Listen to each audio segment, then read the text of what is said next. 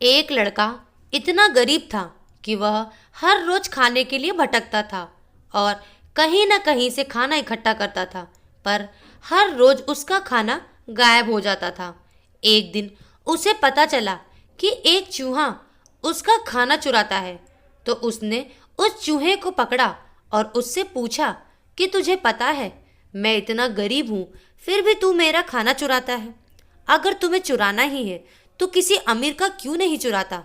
तो वह चूहा बोला कि तुम्हारी किस्मत में जो कुछ लिखा है तुम्हें वही मिलेगा, भले तुम कितनी भी कोशिश कर लो, भले तुम कितना भी धन इकट्ठा कर लो, उसे अपने पास नहीं रख सकते। यह जानकर लड़के को बहुत आश्चर्य हुआ कि ऐसा कैसे हो सकता है।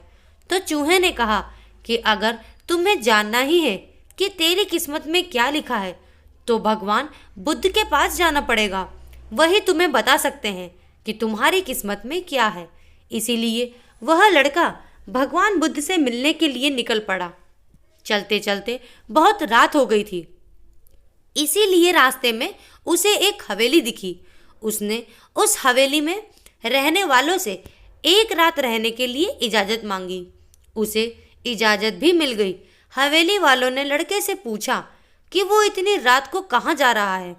तो उसने कहा कि मैं भगवान बुद्ध के पास जा रहा हूँ अपनी किस्मत के बारे में पूछने के लिए। तो हवेली वालों ने कहा कि क्या तुम भगवान बुद्ध से हमारा भी एक सवाल पूछोगे। हमारी एक 21 साल की लड़की है जो बोल नहीं सकती है, तो हम क्या करें जिससे इसकी आवाज़ वापस आ जाए। उस लड़के ने कहा, जरूर पूछूंगा आपका यह सवाल।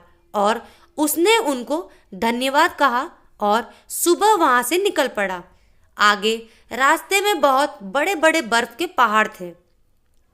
वह बड़ी मुश्किल से पहाड़ पर चढ़ा और उसे वहाँ एक तांत्रिक मिला। उसने उस लड़के से पूछा कि वह कहाँ जा रहा है।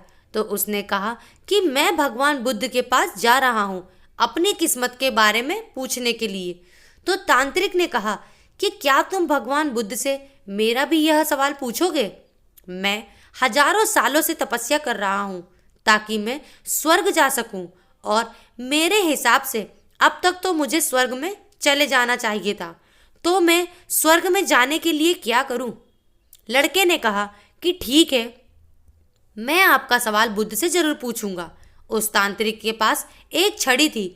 उस छड़ी की मदद से उस लड़के को बर्फ के पहाड़ के उस पार पहुंचा दिया। जब वह आगे बढ़ा तो उसके सामने बहुत बड़ी चुनौती थी। वहां बहुत बड़ी नदी थी जो वह खुद पार नहीं कर सकता था। तभी उसकी मुलाकात एक विशालकाय कछुए से हुई। कछुआ उसे लेकर जाने के लिए तैयार हो गया। फिर कछुए ने भी उससे वही सवाल पूछा, तुम कहाँ जा रहे हो। तो उसने सब बताया। तो कछुए ने भी एक सवाल पूछने के लिए कहा, मैं 500 सालों से ड्रैगन बनने की कोशिश कर रहा हूँ, पर अभी तक नहीं बन पाया, तो मैं ऐसा क्या करूँ जिससे मैं ड्रैगन बन जाऊँ। लड़के ने कहा, मैं आपका सवाल जरूर पूछूंगा। कछुए ने लड़के को अपनी पीठ पर बिठाकर नदी के उस पार पहुंचाया। आखिरकार लड़का भगवान बुद्ध के पास पहुंच गया। वहाँ बहुत सारे लोग थे। बुद्ध ने कहा, एक व्यक्ति के केवल 3 सवालों के जवाब दूंगा। लड़का परेशान हो गया क्योंकि उसे तो 4 सवाल पूछने थे। वह सोचने लगा कि उसे कौन से 3 सवाल पूछने चाहिए। उसने कछुए के बारे में सोचा कि कछुआ 500 सालों से ड्रैगन बनने की कोशिश कर रहा है। तांत्रिक कई सालों से स्वर्ग जाने के लिए तपस्या कर रहा है, और वह लड़की बिना बोले कैसी पूरी जिंदगी निकाल सकती है।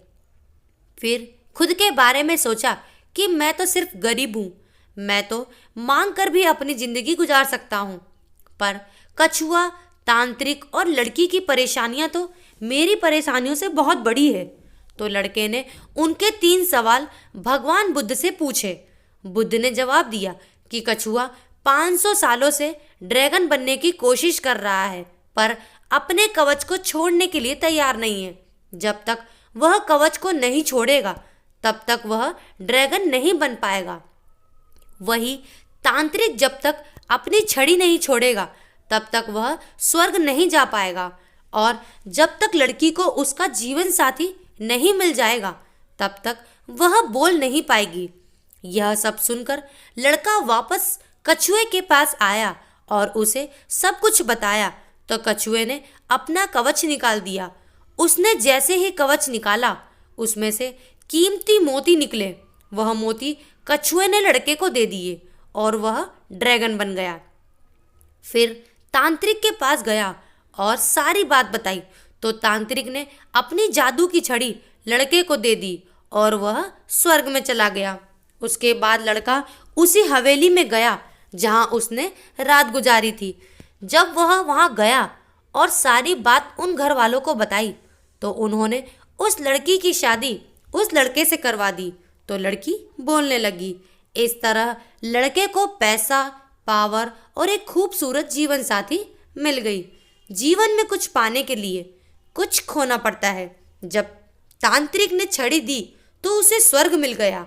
वैसे ही जीवन में कुछ बड़ा करने के लिए अपने सुविधा क्षेत्र से बाहर आना होता है।